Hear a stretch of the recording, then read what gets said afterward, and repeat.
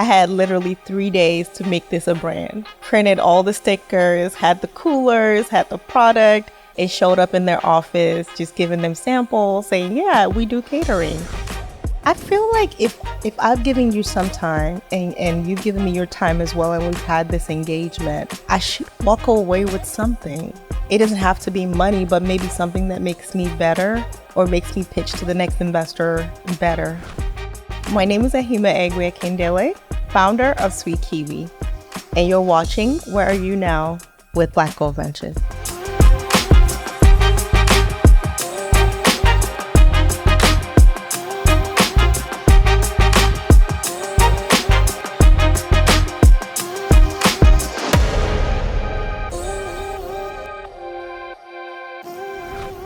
I'm so happy to have you here, okay? Because we're gonna get into this whole story of how we met and all that, but then like what our relationship has become, which I'm really thankful for. So you are the CEO of Sweetkiwi, and which is a good for you, made for you to be better, is what I consider it. Yogurt, and I'm so excited to have you here. How you feeling? Feeling good. I'm really excited to be here. All right. Okay, so cooking it up in your kitchen, taking it to work, people being like, woo, what is that? This is back in, what year was this when you started? This was back in 2011, 2010. Oh, wow. So you've been on this journey a minute. Long time. Okay. So you're cooking it up. And then one of the things I love about your story is that you actually got a job at a restaurant to work in the kitchen to learn how to run the company. But not only that, you actually took other courses. Like, where are you certified? Are you like cow certified? Are you like, what's the levels of like anti-cow certified? Like, what is it? So I have ice cream manufacturing certifications, cultured dairy certifications, for processing. I just believe if I was going to do it, I needed to understand the science behind it, because if I didn't understand the science, I couldn't control it. I couldn't tweak it. I couldn't make it better. I couldn't, satisfy the consumer in the way that they wanted to. And maybe I'm just kind of neurotic like that. I just need to know everything about something that I want to do. And that was the same thing for going to the kitchen. I think I was kind of nervous. I've never seen myself as an entrepreneur. I feel like going through college, my dream was to work for the UN. I studied business information technology and international relations. Well, the business information technology was just to please my African parents, but that's a story for another day. But I really wanted to work for the UN. I wanted to change the world, wanted to make a difference. So it was never in the cards to be an entrepreneur. So that was really scary, a scary thing to do, something that I've never envisioned. And I thought, why don't you just go into the environment and see what it's all about? And so I applied for this job downtown Dallas.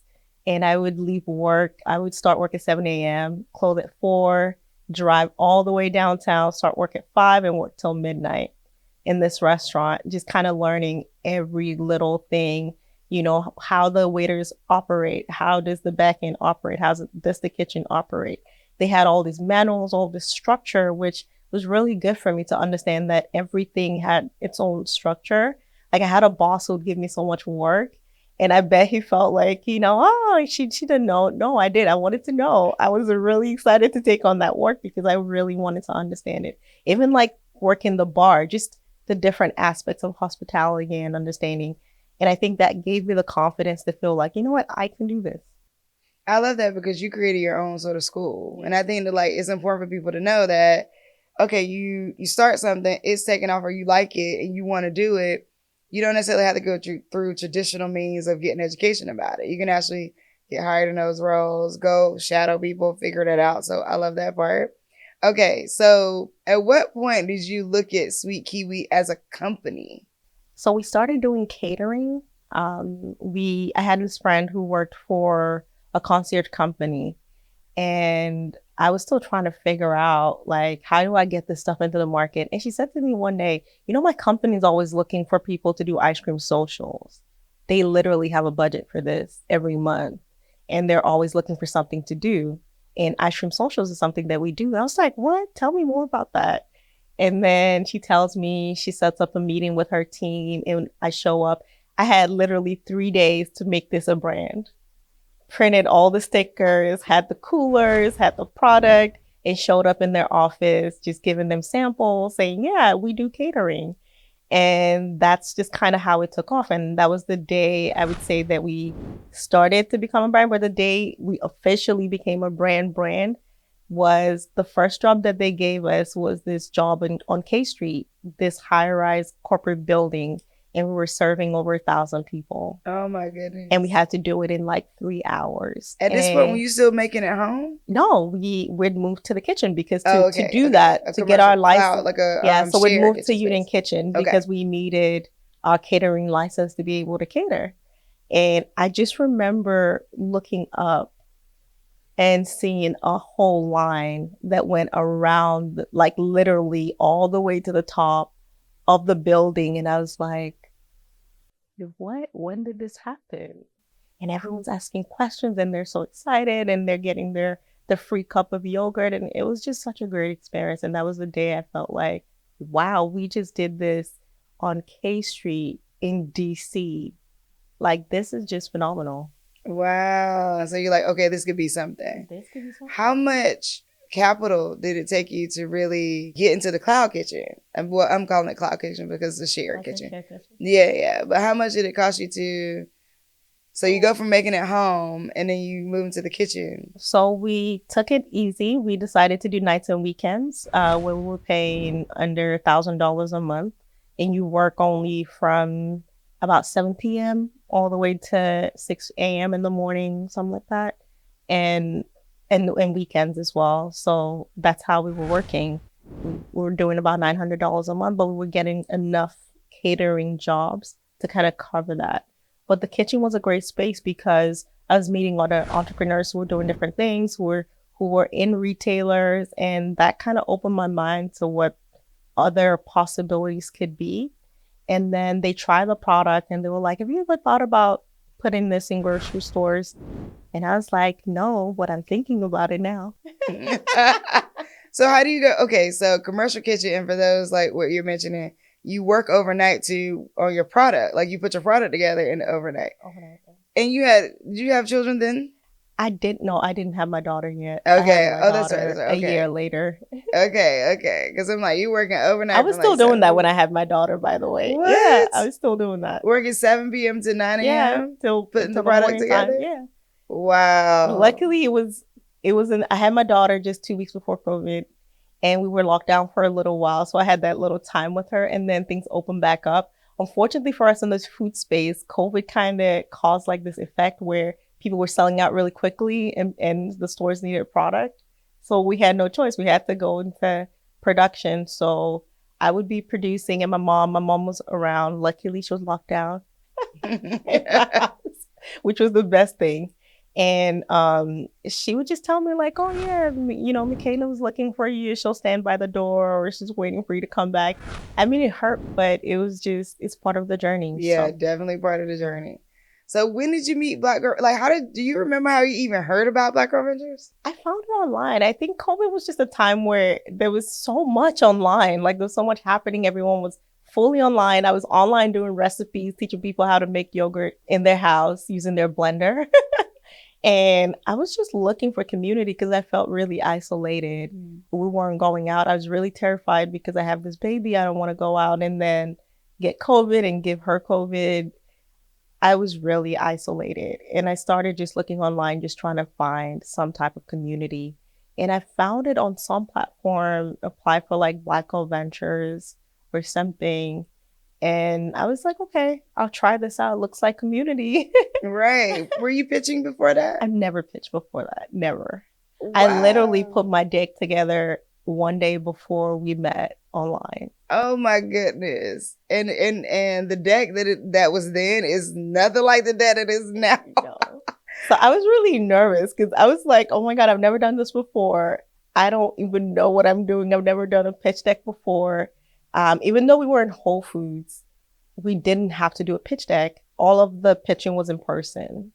And it was more about product trial. It wasn't like a slide or anything like that. So this was my first like putting together a slide and then having to pitch. And I remember jumping on the call and seeing you. I was like, oh my God, before she gets to me. So I think that as you were giving people feedback, I was trying to edit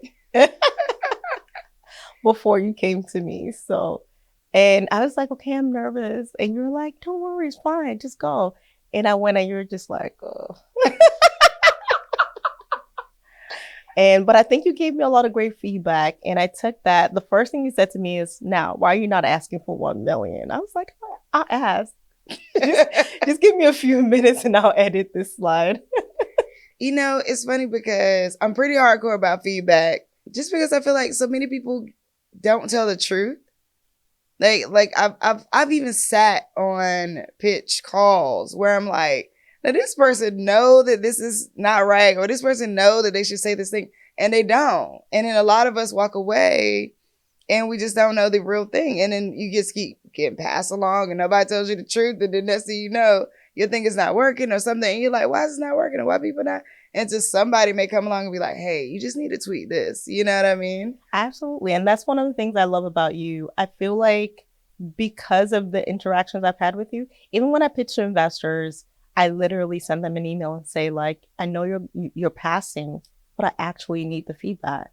Yeah. And you got to push it because they also, you know, in there is like a lesson about wealth and things like that, and Eurocentric culture. Like I learned a lot of this, like just building Black Girl Ventures, that the idea of wealth is that people actually can't assert in any way. So they can't assert their wealth on you. They can't say, oh, you need it, here it is. Or they can't even assert their thoughts and ideas on you. They can't assert their opinion. Like it's like a cultural thing among people who are in certain positions. And so even though like I want that hardcore truth and I want you to just reveal who you are and I want you to just, show me who you really are, whether it's good, bad, right, wrong, and different, people just won't because they're like, that's not the way things happen. And again, you keep getting past. So when you kind of pierce that veil when you say to them, hey, love that, but don't give me that fluffy feedback. Tell me the truth so I can really, really grow. So no, I think, and that's courageous of you because sometimes people would be nervous to even do that because they're like, oh, what if the person feels like X or Y, I feel like if I've given you some time and you've given me your time as well, and we've had this engagement, I should walk away with something. It doesn't have to be money, but maybe something that makes me better or makes me pitch to the next investor better. Just something. And I find that everyone's like, oh my God, you're so amazing. Do you know you're amazing? But I'm like, here comes the but. I don't need you're amazing. I already know that. I need to know why are you not funding me even though I'm amazing? Right. So, okay, talk to me about, you have a story around the pitch day and the whole like being a part of the competition where like you were sick. Were you sick? No, I wasn't sick. I actually did the pitch. I remember that day I took a picture. I was like, oh, I'm about to kill this pitch. I posted on Instagram. I'm so excited. Never done this before. I get on a thing. It was really nerve wracking. And you don't realize how quick the time goes. Got a lot of great feedback. And then, before you know it, the thing's closed off on you. And it was really great. And then we started the voting part of it. And I think the story I had was around the voting because I was like, I don't want to bother anyone. Like, I just don't want to have to ask people to like vote or like, donate some money. And I was like, oh, so I'm not going to do that because I just don't like to bother my community. And I remember just kind of not sharing it with anyone or posting it anywhere. And 2 days before the competition was about to end, I was just like, oh, let me just go see who's winning. And I went on the platform. Back then, you could see who had the most votes. And I went on there and I was at the bottom and that bothered me. And I went to sleep and I couldn't sleep. I'm just like, just see my name at the bottom. I couldn't take it. Like I was That's that competitiveness kicking in. Like I was like, no, but you said you didn't care. So I'm like, you don't care. Go to sleep. I'm sleeping. I wake up. I'm like, Michael, that's my husband. Like, we have to call something. You know what's so funny about that is like, and I don't know if you developed it as a muscle now, But you and Michael are such huge navigators. I can't even imagine that you're the kind of person that ever thinks, I don't want to bother anybody. I feel like you're like, no, I need that thing, I'm going to ask. Is that something that a muscle that you developed over the course of the journey of building a company?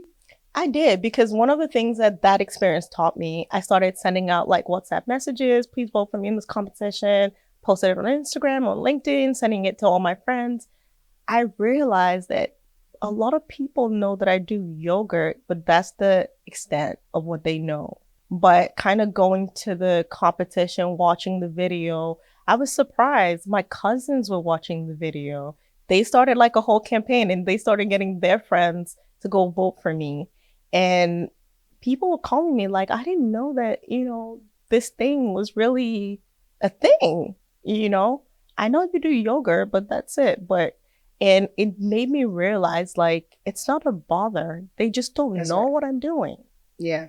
Now like I had my uncles, everyone. I bet you guys were getting like traction from all kinds of countries and all kinds of things, because it was just going like across like the family group and all these people. But it was the first time that I stepped out of my comfort zone to ask for help. Michael's calling up all his friends, posting everywhere. And that's how we won the competition, literally in 2 days, just kind of like rallying up the community. But what it showed me is like, closed mouths don't get fed. You don't ask, you don't get.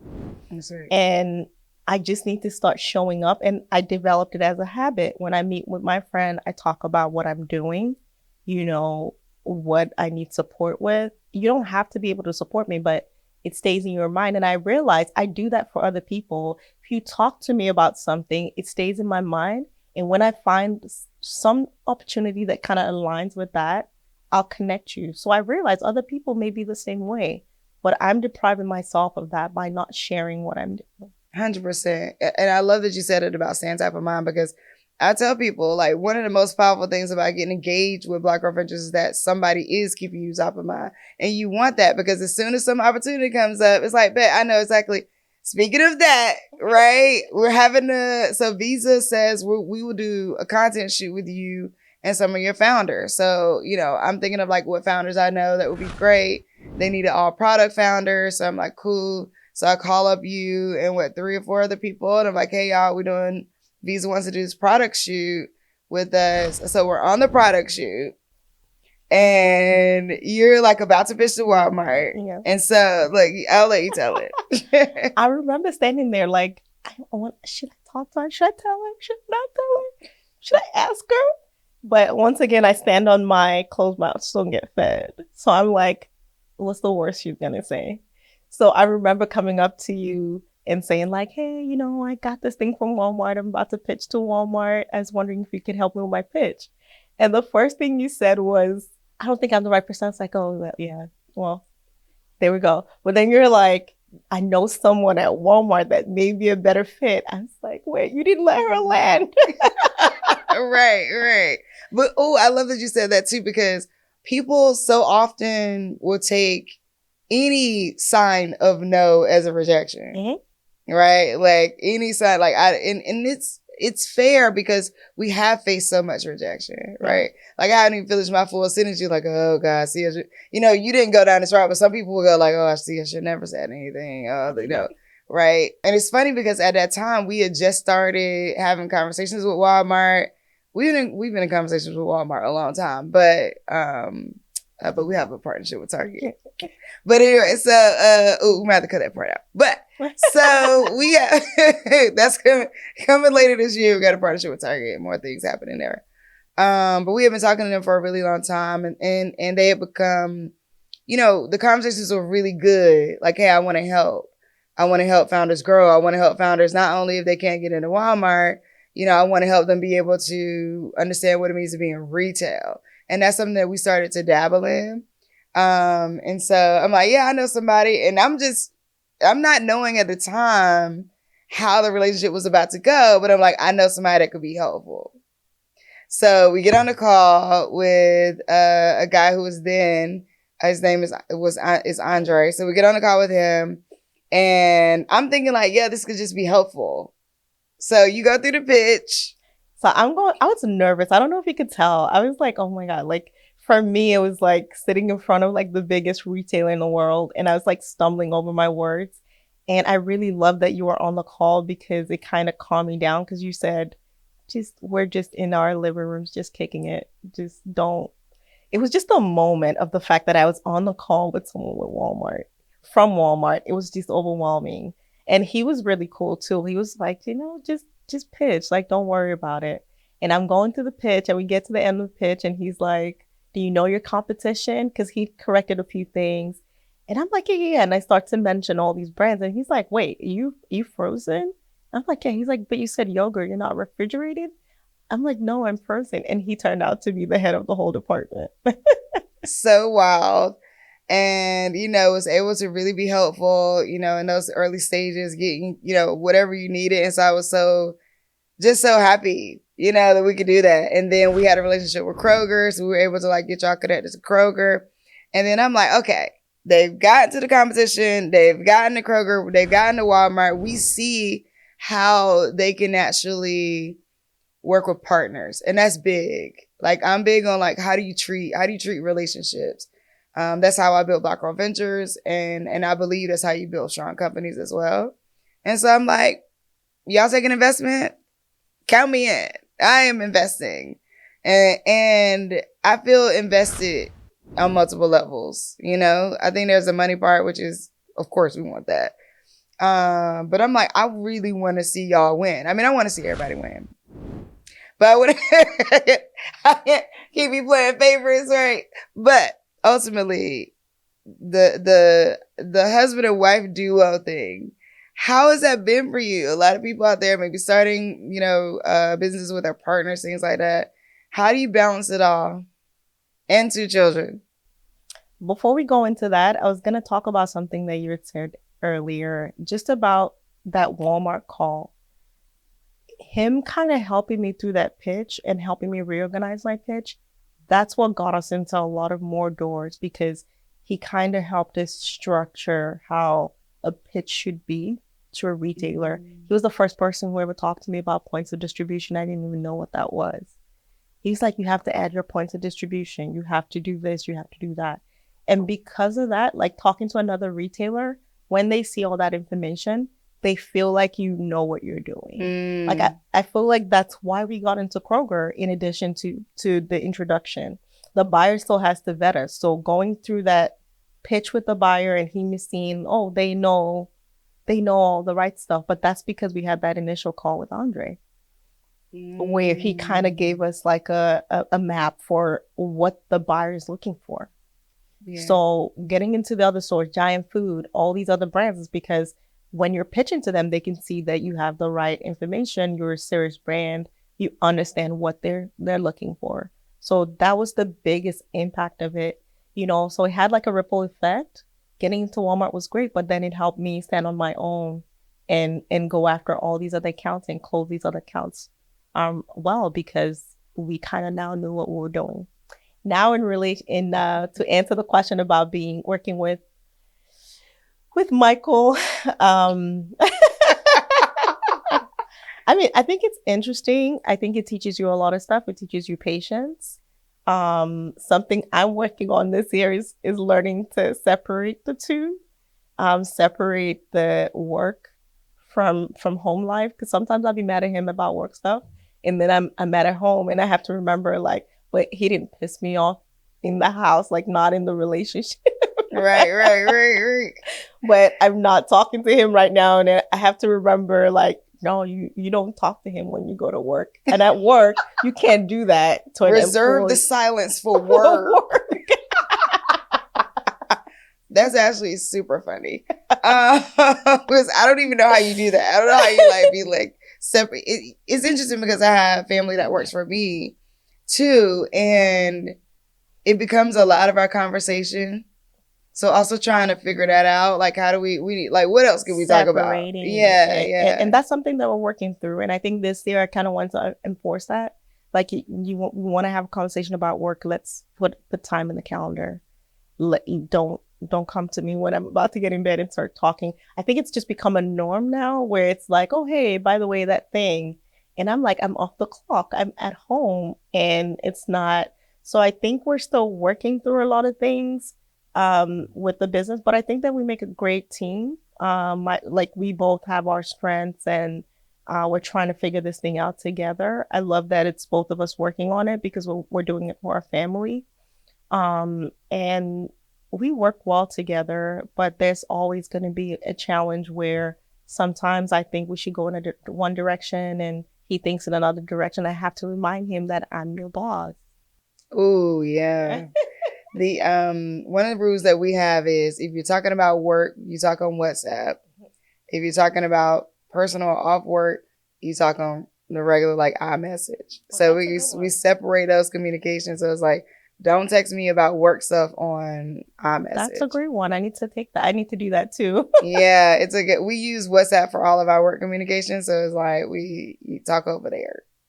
So from a revenue standpoint, so you go from in your house, go into the kitchen, start bringing in, a few $1,000s a month in catering, things like that. But now, like, what was your biggest? What has been the like big growth point that's happening between now and then? I would say 2022. We did about 500. We had a 500% growth in revenue, and last year we had about 300 because I would say just about. So 2022 for sure we had our biggest growth, and we're still seeing that growth, but it's more steady. I love just watching brands go from like a couple $1,000s to like breaking $1 million. Like, We did do that this year. did you see yourself there? No, it just looked so far away when we started. Like it wasn't even something that was when we were doing catering, making $1,000 here, $5,000 here, 1 million definitely seemed like an impossible number. But I mean, we did that last year. You did that. Okay. Congratulations to you. Thank you. Okay, so what we got here? What we got here in the products? Tell me about it. These are our amazing whipped frozen Greek yogurts. They're low calorie.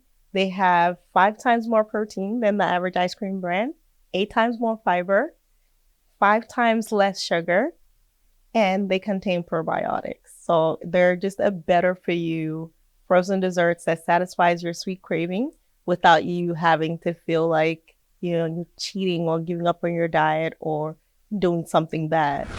And so now we got Whole Foods, Walmart, Kroger, Giant Food. Giant.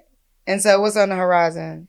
We're launching into Gelson's next month. They're a premium retailer in California. We're working to launch into Sprouts Market, targeting more retailers. But today, we just announced this actually. Today, I was just about to tell you about it, but the press release just came out.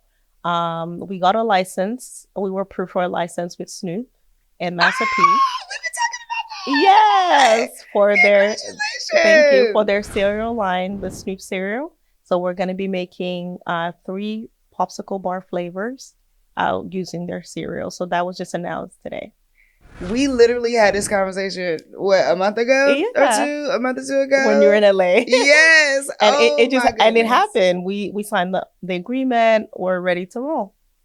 Congratulations. And so navigating relationships to get to them? Yes. Okay. I tell people like social capital.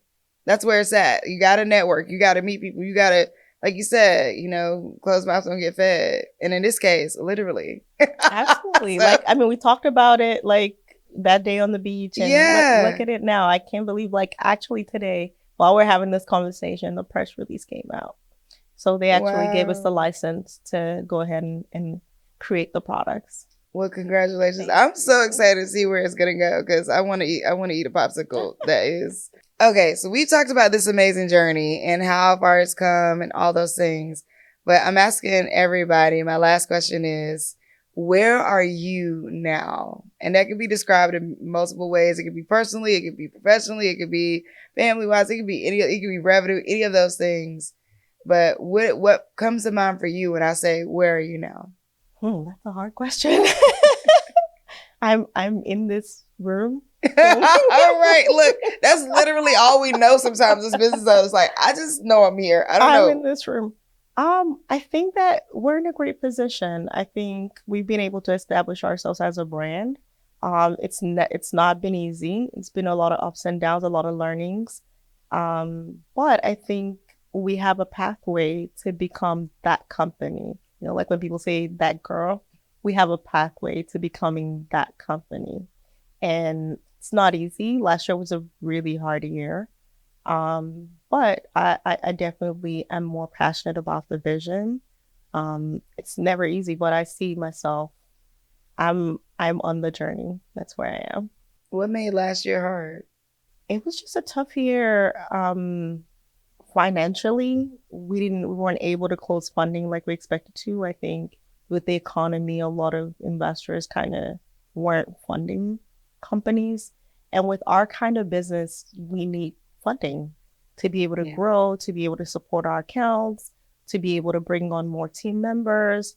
Michael and I take on a lot because we can't afford a lot of team members to support a lot of the amazing. I mean, people are always shocked when they ask like, how many people on your team? And it's just like 4 people or even less sometimes. And you're like, and you guys are doing all this. We don't have a choice. We have to keep grinding until someone believes in us enough to fund us. So that's part of what made last year so hard. But I feel like in the difficulty, we dug so deep that we built such an amazing pipeline for this year. So it's that whole diamond story where it was really the toughest year of my life, but because everything was on the line, my team dug so deep. We have like an incredible year lined up. I love that. Well, I'm excited to see where it goes. I'm excited to be a part of the journey. Thank you. Thank you for coming out to the show. Thank you. Thank you for having me. And thank you for being you, for just pouring into people. There's something that I love to say about you that I see you as that light. You know, we're talking about just now the coal and the diamond. And I like to say that you're that light, that glimpse of light that makes a diamond shine. And that's what you've been for us. You know, every time we've needed that support, you know, that light, you just shine through and you allow everybody else see like, hey, no coals here, just diamonds. I love that. I'm gonna put that on the shirt. No coals here, just diamonds. Come on, brand. What we doing? I love that. I love that. Thank you so much. I'm gonna try to not cry on this beat face, but it's so true. I mean, I think that I don't see coals. I see diamonds. You know what I mean? And that's the way, like, literally, I'm like, oh no, this could really. No, this is a thing. Like this deserves the light. And so I'm just so excited to watch you shine and grow. Thank you. I really appreciated that. Even the friendship. I love that you take time to just check in and be like, hey, I don't know. You sent me a voice note one day and I was literally at a very low point. And the voice note was like, I don't know where you are, I don't know what you're doing, but I just wanted you to know that you're doing well. That just made me cry because I was like, did she know? Like, did someone tell her? Like I've just been in a funk. I've just been feeling like I've been beat down every day. But that I needed to hear that day. Maybe I did now because I'm psychic. But it's important to me, you know. But it goes back to what we're saying about top of mind, right? And being of good character and being a person in a relationship with others. People fund people. People help people. People support people. People give people opportunities. And I say that all the time. Like, you're good people. You know, you and Michael, and you have the most coolest baby. Okay. Love Michaela too. The baby is like the chillest of babies I've ever seen in my life. But no, it's been, you know, we at this point it's family. You know, that's what Michael always says, and I'm like, that's right. I agree with that. Like, I'm all in. So yeah. Yeah. Thank you so much for joining the show. Thank you. Thank you.